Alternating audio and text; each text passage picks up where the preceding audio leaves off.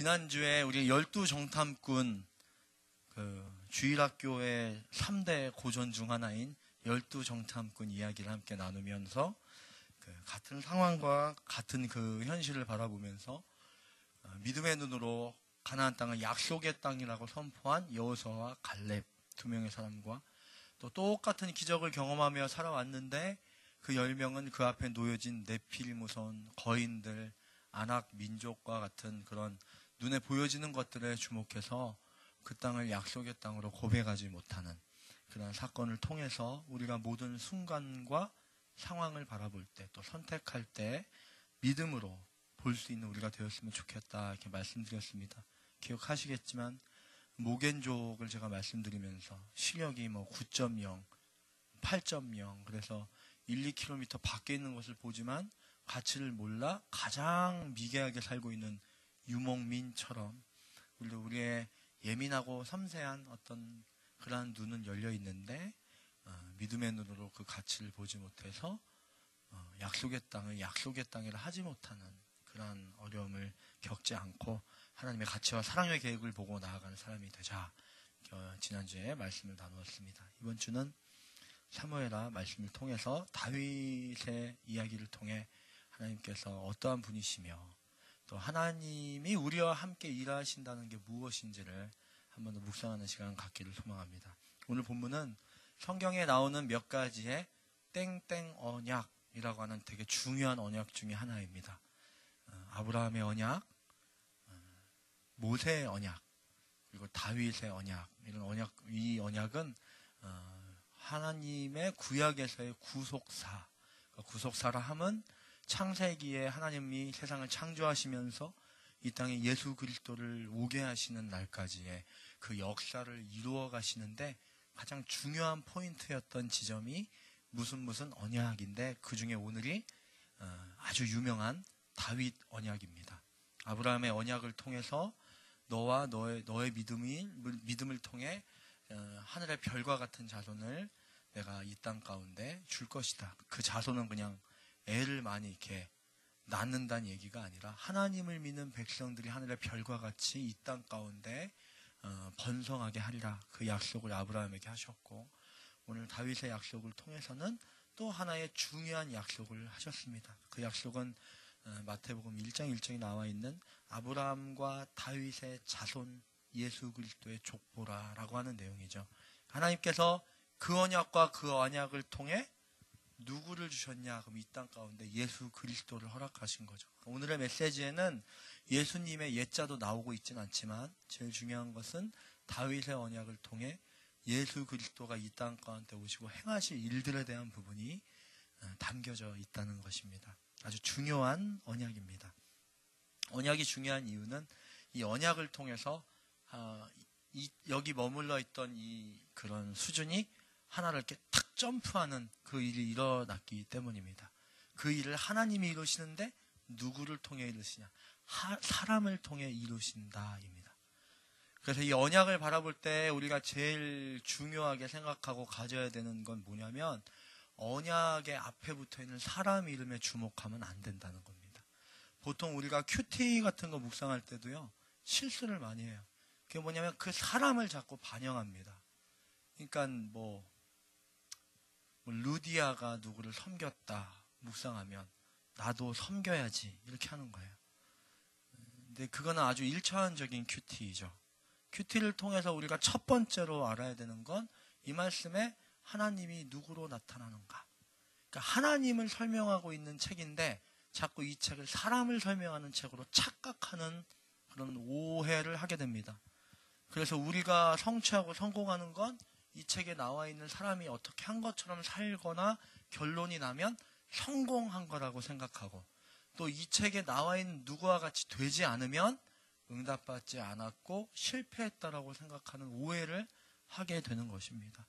언약도 마찬가지입니다. 아브라함의 언약, 이삭의 언약, 야곱의 지난 수요일에 설교했는데 기억이 안 나네? 야곱의 그 언약, 씨름해서 이겨낸 언약.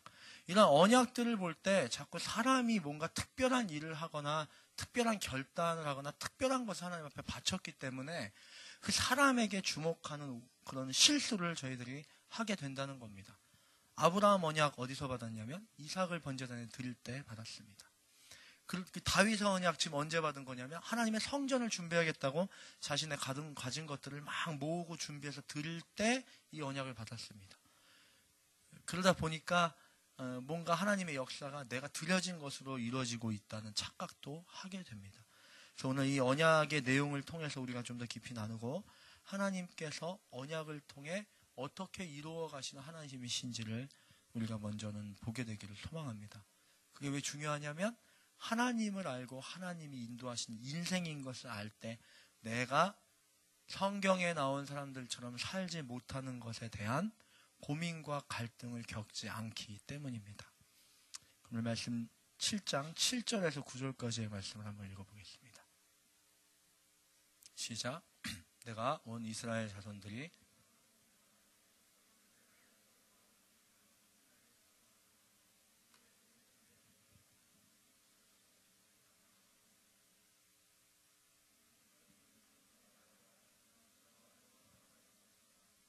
내가 양떼를 따라다니던 너를 목장에서 데려다가 내 백성 이스라엘의 통치자로 삼았다. 내가 어디로 가든지 내가 너와 함께했고 내 앞에서 내 모든 원수들을 끌어내었다. 그러니 이제 내가 이 땅의 위대한 사람들의 이름처럼 내 이름을 위대하게 만들어 주겠다. 무슨 얘기냐면 내가 이스라엘의 역사를 인도하는 중에 누구한테 야, 나 집 좀 만들어줘라. 내가 이렇게 말한 적이 있냐? 또 하나 얘기하신 건 나는 여호와다. 여호와 하나님이다. 오늘 7절부터 9절의 내용이 이 두 문장입니다. 무슨 얘기냐면 다윗이 하나님에게 받은 은혜가 너무 크고 하나님이 인도하시고 이끄시고 용서하시고 이루게 하신 은혜가 너무나 컸던 겁니다. 다윗은 하나님을 사랑했습니다. 하나님 앞에 감사했습니다. 그래서 하나님 앞에 하나님 주님이 임재하실 기가 막힌 성전을 제가 짓고 싶습니다. 백향목에다가 황금으로 둘러싼 그런 아름다운 성전을 지어서 주님 앞에 드리고 싶습니다. 그런 마음으로 그걸 막 준비하는 거예요. 그런데 하나님께서 나단 선지자를 통해서 너 가서 이렇게 얘기해라. 그게 오늘 5절입니다. 가서 내 종 다윗에게 말하여라. 한 다음 오늘 우리 읽은 7절에서 9절 내가 이 이스라엘의 온 역사를 이끌면서 단 한 번이라도 나의 백성들에게 나를 위한 내가 거할 나의 집을 만들어 달라고 내가 얘기한 적 있냐? 나 그런 말 한 적 없다. 내가 누구냐? 내가 누구냐면 내가 다윗 너의 인생 속에서도 9절 보시면 너와 함께 했고 너한테는 모든 원수를 다 끊어버렸고 내가 위대한 너의 이름을 만들기 위해 여기까지 왔다. 그렇게 이야기하고 있는 것이죠. 다윗 너가 집을 짓는 게 아니다 그 얘기예요. 다윗 네가 성전을 짓는다는 건 뭐냐면 네가 집을 져서 나한테 주는 그런 방식인 게 아니라 너의 왕조가 너의 이름이 너의 집이 나의 주권에 의해 세워지는 것이다. 그렇게 얘기하는 겁니다. 두 가지를 생각해 볼 수 있습니다. 하나, 여러분은 하나님에게 무엇을 드리고 하려고 합니까? 우리의 사명, 우리의 헌신 이런 것들이 우리가 주 앞에 무엇을 드린다고 착각하고 있지는 않는가 그 말입니다. 하나님께 우리가 드릴 수 있는 것은 없습니다. 사실 하나님 앞에 우리의 것을 다 드린다고 해도 아무 의미도 없는 겁니다. 사실은. 그런데 우리가 왜 사명과 헌신이라는 이름으로 하나님 앞에 무엇인가를 드리고 있는가? 우리가 우리 안에 어떠한 우리의 인생을 또 우리의 어떤 예물을 그 밖에 우리의 재능이나 은사를 주 앞에 드린다는 것, 내 것을 주 앞에 드려 주님을 기쁘게 한다는 프레임은 두 번째 얘기입니다. 죄송해요. 한 6번째 얘기입니다. 첫 번째 얘기는 뭐냐면 하나님의 주권과 통치 아래 우리가 담겨져 있다는 걸 먼저 봐야 된다는 겁니다. 이게 무슨 말인지 아시겠습니까? 주님 앞에서 우리는 두 가지를 가지고 늘 살아갑니다. 하나는 하나님 앞에서 살아가는 우리의 인생이 너무 하나님 없는 것 같은 인생인 거예요. 이렇게 내가 남다른 게 있나요? 주님 믿어서 메리트가 있나요? 메리트가? 그 메리트는 이제 세상적인 메리트를 얘기하는 거예요. 하나님 믿으니까 취업할 때 가산점이 있습니까? 또 하나님 믿었더니 수능 보는데 5개 찍었는데 그 다 맞았습니까? 실질적인 현실적인 메리트가 하나님 믿는다고 없어요. MC 출신이에요? 알았어요. 그러면은 연봉을 1,000만 원 더 줘야겠네. 그런 회사 있습니까? 우리 멘토님들 중에서 곧 만들 겁니다. 근데 없습니다. 그러니까 하나님 믿으면서 우리가 지금 제가 방금 말씀드린 다윗의 언약 속에 들어있는 하나님의 그 어떠하심에 대한 방식을 이해하지 못하면 하나님 믿는 개떡 같은 겁니다. 금요일까지도 못 쉬었는데 토요일도 못 쉬고 주일도 못 쉬고 토요일 몇 주 쉬는 줄 알았더니 교육자 바뀌니까 토요일도 또 못 쉬고 뭐 그런 거예요. 그렇기 때문에 우리가 이 신앙을 출발해서 시작해서 이 신앙의 전체를 담아내려면 결국에는 원래 딱 본질적인 그게 먼저 알아지고 이해가 돼야지 그것 없이 가는 건 안 됩니다. 여러분들이 신앙생활을 하면서 특별히 이렇게 젊은 시기에는 하나님 앞에 무언가를 헌신하고 드리는 데서 큰 보람과 긍지를 갖습니다. 그래서 끊임없이 헌신하고 남다르게 뭔가를 드리는 게 굉장히 높은 수준의 신앙이라고 생각합니다. 그래서 선교단체를 사모하기도 하고 아울리치를 사모하기도 하는 겁니다. 선교단체 가면 그냥 살게 하지 않고 진짜 주님한테 팔 하나 내놓고 사는 것처럼 그렇게 결단을 시키거든요. 제가 그것을 뭐 비판하는 것은 아니고 너무나 좋습니다. 저도 좀 그렇게 해보고 싶습니다. 선교단체면 참 좋겠습니다. 이게 교회여서 괴롭습니다. 교회 목사여서 선교단체의 선교사면 좀 쉽게 사역할 수 있는데 교회 목사여서 삶을 다 받아내야 되니까 힘듭니다. 뭘 안 한다고 하면 그래 해야 됩니다. 선교단체는 안 한다고 하면 뭐라고 해요? 뭐라고 하는지 난 안 가봐서 모르겠지만 웃는 분들이 계시니까 아는 것 같아요. 그렇게 얘기해서 또 팔 하나 내놓고 오른팔 내놓고 오른쪽 눈깔 빼고 귀 빼고 이러면서 대학을 다 보내면 내가 정말 헌신했고 정말 뜨겁게 주님 앞에 드렸다라고 생각하는데 그 다음 문턱에서 이 여기에 나오는 요셉의 결론 같은 총리가 안 되는 순간 전체 프레임이 흔들립니다. 뭐 했지 그동안? 30살 될 때까지 하나님의 팔 빼고 발톱 다 빼고 눈깔 빼고 이빨 다 빼고 그러고 내가 이제 총리 될 줄 알았는데 이게 뭐지? 그때 그 선교단체 선교사님한테 따지려고 갔더니 선교 나가셨습니다. 그래서 따질 곳도 없습니다. 오늘의 이야기는 정말 중요한 이야기입니다. 하나님이 누구시며 하나님을 믿는 게 무엇이며 하나님을 향해 무엇을 드리고 하나님과 함께 살아간다는 인생이 무엇인지를 설명하고 있는 것이기 때문입니다. 어렵지 않습니다. 2문장으로 얘기하셨어요.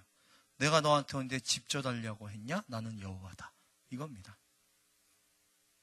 우리가 하나님 앞에 무엇인가를 드릴 때 우리가 하나님에게 하나님의 집을 짓는다고 노력하고 열정을 낼 때 하나님이 먼저 누구신지 인식이 되지 않고 하나님을 알고 믿는 것에 대한 부분이 먼저 우리에게 우선되지 않고 하나님이 일하시는 방식과 하나님의 계획이 무엇인지 구원이라는 게 뭔지를 모르고 그냥 헌신하다 보면 그냥 내 몸 지치면 끝나는 겁니다. 한 1년 섬기다가 더는 못 버티겠으면 그냥 내려놓는 겁니다. 물론 설명을 할 때는 기도를 했다고 합니다. 설명을 할 때는 하나님 뜻이 다른 데 있는 걸 발견했다고 합니다. 그러나 그렇지 않습니다. 하나님의 계획과 섭리와 이 뜻을 아는 사람은 자신의 계획이 여기 있다가 여기로 이 소명을 감당하다 저 소명으로 가는 게 그렇게 1, 2년에 바뀌지가 않습니다. 저 같은 목사는 정말 그러니까요. 제가 11년째 지금 사역을 하고 있는데 목회자로 제가 11년 동안 목회자에 대한 확신을 11년 동안 갖고 살았을 것 같습니까? 저는 또 다음 주가 걱정입니다. 그 소명이 사라질까 봐. 제가 소명이 없는 사람이라는 얘기를 하는 게 아니고 그 마음속에 소명이냐 아니냐 주님의 자리냐 아니냐 주님의 부르심이냐 아니냐 생각하면 생각할수록 헷갈립니다. 결국엔 몸이 원하고 바라는 대로 가게 돼 있습니다. 그렇기 때문에 오늘 다윗의 언약은 그런 게 아니라는 거예요. 다윗, 너 성전 짓는다고 그러고 발광해갖고 성전 져놓고, 근데 그거 부실공사해갖고 네 사랑하는 아들 하나 벽돌 맞아갖고 병신되면 너 나한테 또 욕할 거잖아. 주의 성전을 들었는데 왜 벽돌을 우리 아들 머리에 떨어져 할 거 아니냐. 그 얘기예요. 내가 언제 그렇게 한 번만 무너지면 온 프레임이 흔들릴 그걸 믿음이라고 가지라고 말한 적 있냐? 누가 나를 위해 집을 져달라고 했냐? 가나안 땅을 향해 온 그 수백 년의 역사 가운데, 수십 년의 역사 가운데 내가 한 번이라도 나를 위해 이걸 줘라, 이 집을 져라 말한 적 있냐? 나는 늘 얘기했다. 나는 여호와다. 여호와의 뜻이 뭐예요? 나는 스스로 있는 자다. 너희가 도와주고 너희가 집 져주고 너희가 헌신한다고 일하는 게 아니라 나는 스스로 하는 자다. 그러면 내가 여기 왜 있냐? 거기에 나의 헌신이 왜 담겨 있냐? 그는 우리에게 구원과 하나님의 확신의 완성을 허락하시기 위해 그 구원이라는 것을 우리에게 허락하시려고 우리를 그 구원을 향해 떠나가고 있는 기차에다가 태워버린 거죠. 우리는 우리가 기차를 몰고 거기에 하나님을 태우고 구원을 간다고 착각합니다. 자꾸 그렇게 착각합니다. 그렇지 않습니다. 구원은 하나님이 흘려보내기는 기차에 우리의 헌신 조각, 사명 조각, 마음 조각, 나라는 조각 담아놓고 출발하고 이어가고 도착하기 위해 가고 계신 것입니다. 이게 지금 좀 어떻게 좀 반갑습니까? 절망스럽습니까? 어떻습니까? 무겁습니까? 이거 굉장히 반가운 소식인데, 여러분이 구원을 이루고 여러분이 인생을 성공하고 여러분이 완성해 가는 게 아니라는 거예요. 여러분이 어떤 준비를 해서 그게 완벽한 게 되고, 우리의 예배가 우리가 뭘 해서 우리의 예배가 하나님께 올려지는 게 아니고, 1번은 하나님이 그냥 받으시기로 작정하셔서 받으시는 거예요. 하나님이 그냥 그 헌신을 갖고 일하겠다 하시면 하시는 거예요. 설교가 좋아서 성도가 변화되는 게 아니에요. 하나님이 제 말을 내가 받고 변화시켜야겠다 해야 변화되는 거죠. 이걸 좀 생각을 하고 마음에 담는 저희들 되었으면 좋겠습니다. 어떤 헌신 가운데, 어떤 사명 가운데, 어떤 삶을 담는 자리에 또 신앙의 여정에 있습니까? 자꾸 염두에 두고 고민을 되고 떠오르고 또 두렵고 하는 마음이 있습니까? 저도 엄청 두렵습니다. 매주 두렵고 또 앞으로의 사역이 두렵습니다. 여러분 각자가 힘든 만큼 목회자들은 더 그렇습니다. 내년에 50명이 있어야 하는 일을 4명도 안 한다고 하면 정말 그렇습니다. 그러나 제가 그렇게 10년을 사역을 하면서 한 번도 그래서 사역이 안 되고 교회를 쫓겨난 적이 없습니다. 놀라운 은혜가 있었습니다. 그래서 지금은 100명이 필요한데 2명도 안 나서도 그냥 웃습니다. 내가 뭘 어떻게 해야겠다 생각하지도 않습니다. 하나님이 하실 것이기 때문입니다. 그 정도 믿음 가질 수 있지 않아요? 지금 나이가 몇 살이라고 여기. 그 믿음 가지시기 바랍니다. 하나님 살아계시고 하나님이 이루십니다. 오늘 그 얘기를 하고 있는 것입니다. 내가 언제 나한테 집 져달랬냐? 내가 여호와 스스로 있는 자인 것을 확실히 알아라, 그거예요. 그래서 순서가 중요하다는 겁니다. 순서. 하나님이 누구시며 그 하나님이 지금의 나를 어떠한 인생으로 인도하셨고 나의 이야기를 통해 무엇을 우리에게 기적으로 베푸시며 나를 여기까지 오게 하셨는가? 그거 다 잊어버리면 정말 뻔뻔한 겁니다. 지난주에도 얘기했지만 이 자리에 앉아있는 여러분들처럼 하나님의 말씀 사모하고 나오는 여러분, 또 이 중에서는 그냥 일단 뭐 온 지 얼마 안 돼서 뭔 소리인지 모르겠는데 그냥 친구 좋아서 온 분들도 있을 수 있고, 그러나 그 자리 바로 이전의 과정을 보면 그 과정이 사람에 의해 어떤 말에 의해 나의 인생의 어떤 그 겪어진 상황을 통해 내가 여기에 와 있다는 것쯤은 누구나가 압니다. 그냥 잠자고 눈 떴더니 앉아 있어서 예배 드리는 거예요. 그런 사람은 없습니다. 그렇다는 건 뭔가에 의해 왔다는 거죠. 뭔가에 인도되어졌다는 것이죠. 그것을 깊은 믿음으로 고백할 수 있는 지체들은 하나님이 인도하셨어. 바로 인정할 수 있을 겁니다. 그러나 잘 모르지만 하여튼 이 자리에 온 여러분들 중에서 또 어떤 여러분들은 왜 내가 어떡하다 왔지? 하고 왔는데 그 자리가 하나님이 인도하신 자리라는 것을 제가 알려드립니다. 그걸 봐야 돼요. 그걸 봐서 지금 내 인생에 여기에 있는 이 하나님이 누구이며 그분이 다윗에게, 모세에게, 아브라함에게 언약하시던 그 언약이 지금 나에게도 주어졌는데 그 언약이 무엇인지를 알아야 그 다음 삶을 담아내고 헌신을 담아내고 삶의 여러 갈림길의 선택을 담아낼 수 있게 된다는 것입니다. 하나님이 누구신가? 하나님이 누구신가? 그분이 우리의 삶에서는 누구이실까? 그게 바로 다윗과 예수 그리스도의 관계를 통해 알려고 합니다. 마태복음 1장 1절 말씀입니다. 시작. 아브라함의 자손이며 다윗의 자손인 예수 그리스도의 족보입니다. 그대로 띄워주세요. 말씀을. 예수 그리스도가 바로 이 삶 가운데 깊이 오셔서 우리를 개입하고 변화시키고 인도하시는 능력이신데 예수 그리스도를 지금 뭐라고 설명하냐면 진짜 말도 안 되는 문장으로 설명합니다. 아브라함의 자손이고 다윗의 자손인 예수 그리스도의 족보랍니다.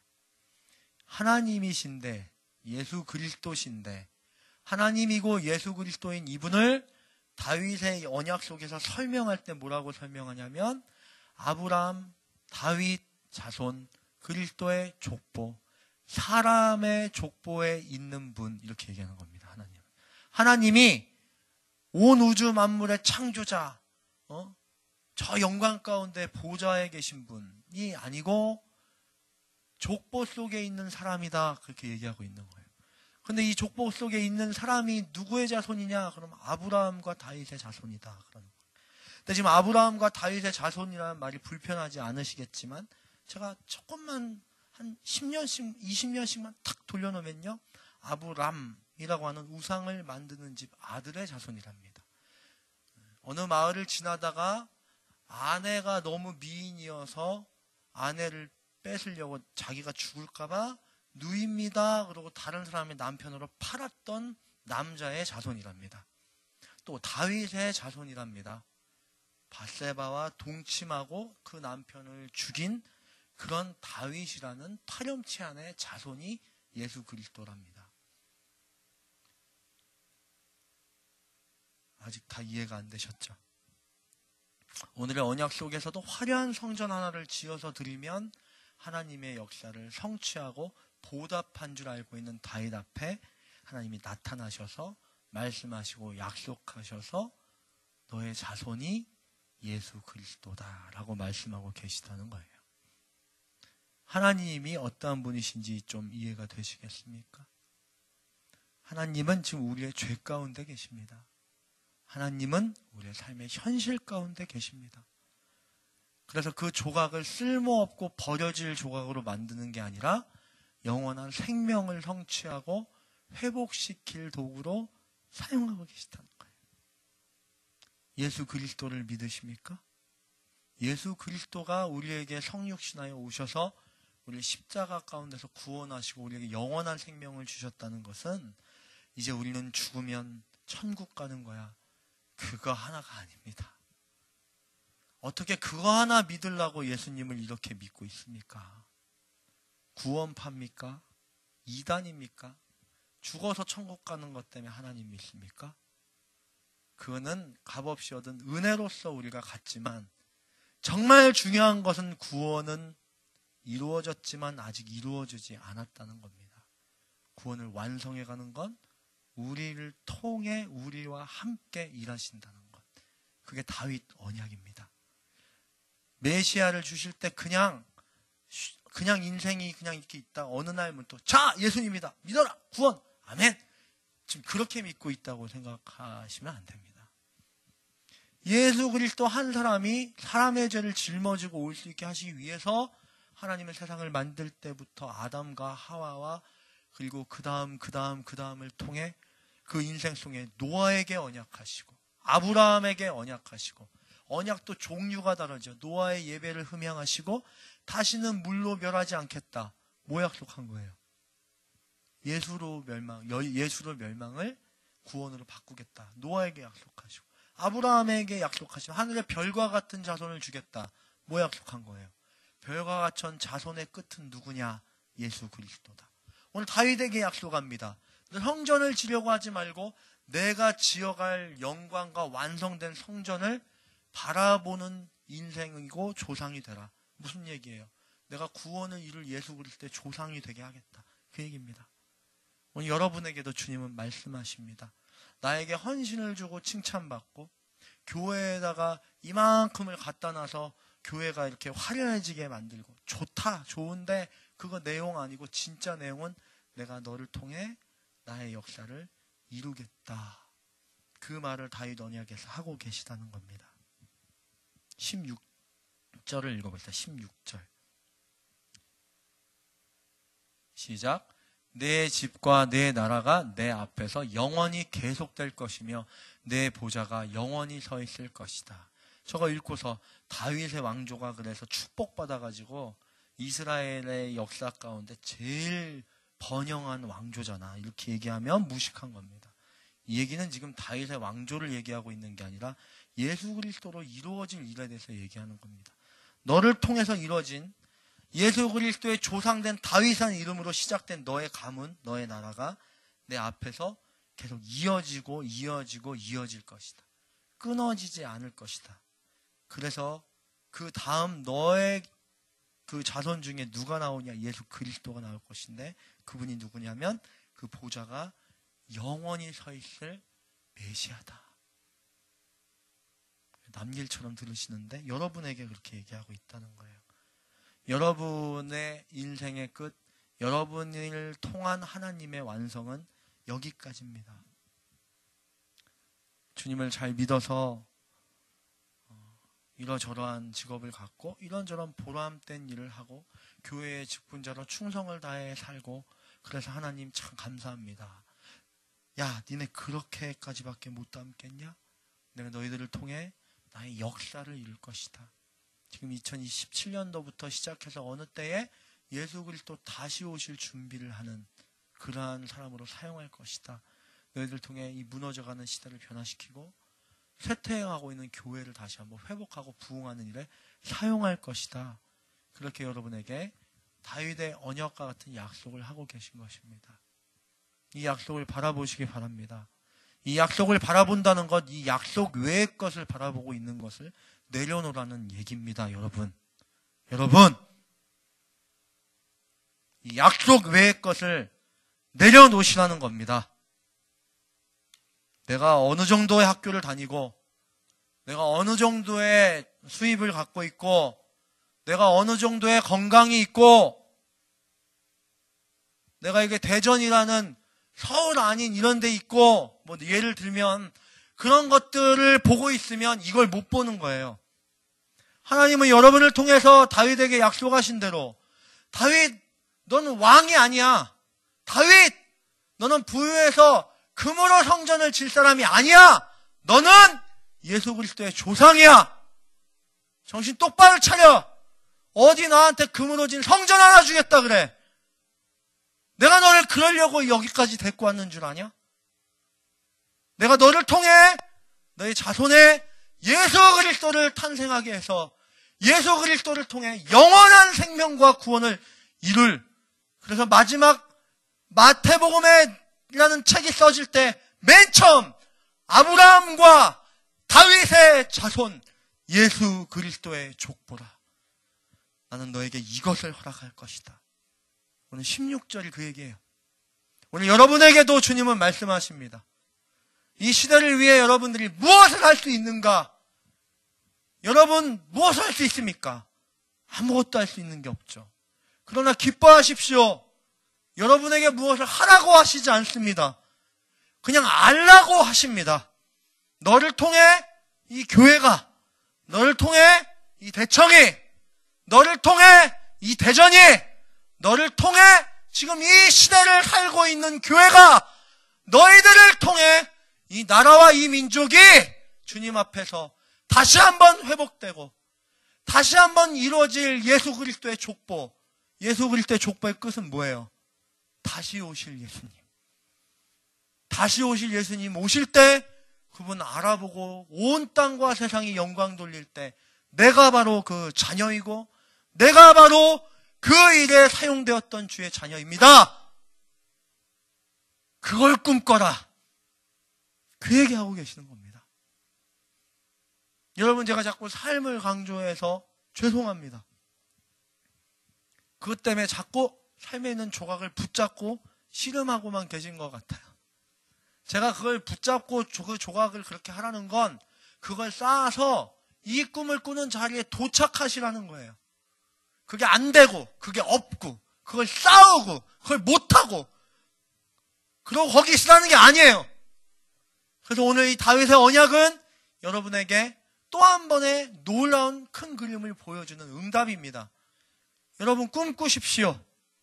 다윗처럼 자기 가진 걸로 성전 짓겠다. 그럼 학생이면 나 가진 걸로 요거 하겠다. 청년이면 나 가진 거 갖고 요만큼 들겠다. 내가 월급을 얼마 버니까 이렇게 하겠다. 내가 금토가 비니까 이렇게 하겠다. 그러지 말라는 거예요. 나를 누군지 좀 알아라.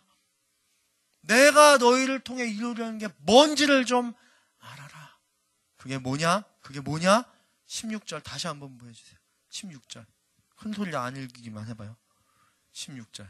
시작. 내 집과 내 나라가 내 앞에서 영원히 계속될 것이며 내 보좌가 영원히 서 있을 것이다. 이거라고요. 아멘? 여러분, 아무것도 없어도, 값 없어도, 뭐 스펙이 딸려요? 돈이 없어요? 잘하는 게 없어요? 시간이 없어요? 괜찮아요. 다윗이 있는 거 드리려고 할 때 주님 앞에 혼났어요. 있는 것 갖고 네 인생 디자인하지 말고, 있는 거 갖고 네 인생 꿈꾸지 말고, 없지만 내가 누군지 알고 나의 나됨을 바라보고 꿈꿔라. 하나님 여러분에게 도전하고 있는 것입니다. 있는 자리에서 꿈꾸십시오. 여러분을 통해 이 시대와 민족은 변화될 것입니다. 다시 오실 예수님은 여러분의 시간과 이야기들을 통해서 기뻐하고 영광 받으실 것입니다. 그래서 바라보는 이때의 다윗의 언약, 오늘의 우리의 언약 되기를 간절히 소망합니다. 기도하겠습니다. 하나님, 그렇습니다. 우리가 성전 드리려 하는 것보다 여호와를 고백하는 것, 주님 바라신다는 것, 말씀을 통해 깨닫게 하시니 감사합니다.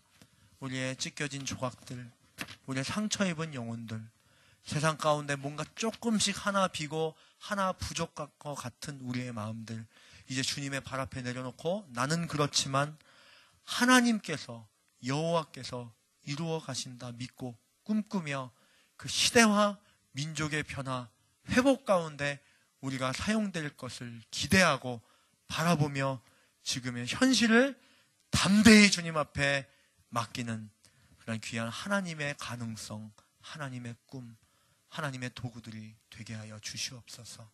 그렇게 하실 주님께 믿고 미리 감사와 영광을 돌리며 예수 그리스도의 이름으로 기도합니다. 아멘.